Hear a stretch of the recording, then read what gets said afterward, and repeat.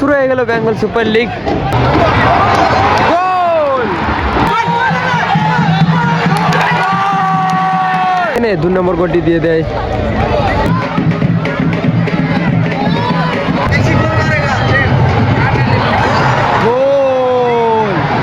Hello बंधुरा আমি পার্থ আর আমার পার্থ 426 চ্যানেলের আপনাকে স্বাগতম।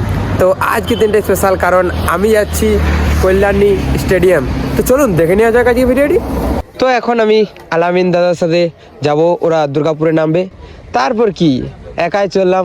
আমরা পাণ্ডবেশ্বর স্টেশনে ট্রেনে চেপে চলে এলাম নৈহাটি। এবার নৈহাটি থেকে যাব কল্যাণী, এখানে ট্রেন ধরবো আবার। তো আমি চলে এলাম কল্যাণী স্টেশন। এবার যাব গ্রাউন্ডে।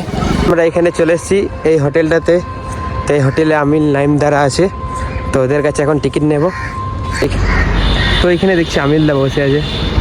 আমিলদা, এই হোটেলটাতে ওরা আছে। তো আমিলদা এখানে আমাকে টিকিট দিয়ে গেল। তো এখন আমি আমিল দাদার সাথে খাবার খাচ্ছি, তারপর বেরোবো। সবাই রেডি হয়ে চাপছে বাসে গ্রাউন্ডে যাওয়ার জন্যে। তো চলে যাওয়া যাক। তো চলে এলাম আমরা স্টেডিয়ামের বাইরে, এরপর যাব ভিতরে।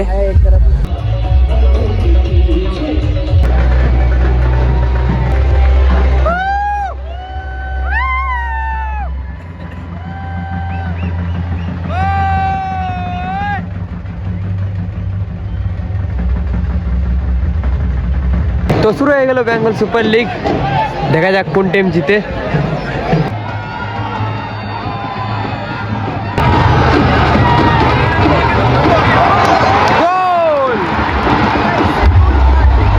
এখানে হাওড়া হুগলি 1 গোলে এগিয়ে যায়।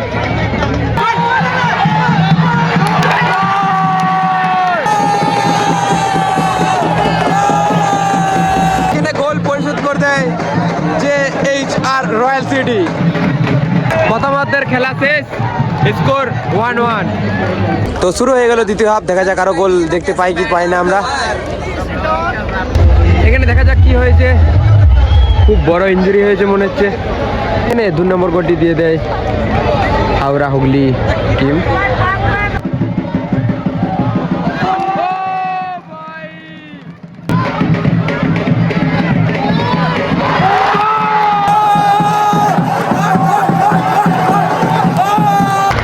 তো খেলা শেষ, স্কোর 2-2।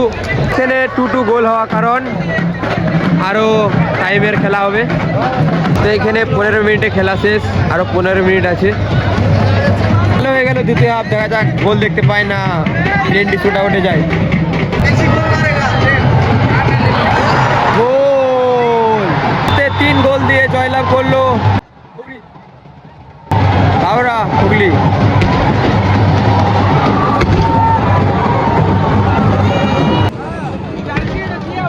তো আমি বেঙ্গল সুপার লিগ দেখতে গেছিলাম 1 তারিখে, মোটামুটি ভোর 4টা, 4:30টার সময় বেরিয়েছিলাম। আর এখন 2 তারিখে বাড়ি এলাম মোটামুটি 3টে থেকে 3:30টার মধ্যে। তো ভিডিওটি যদি ভালো লেগে থাকে লাইক, কমেন্ট, শেয়ার। আর একটা কথা, নতুন কন্টেন্ট ব্লগ দেখার জন্য অপেক্ষা করুন।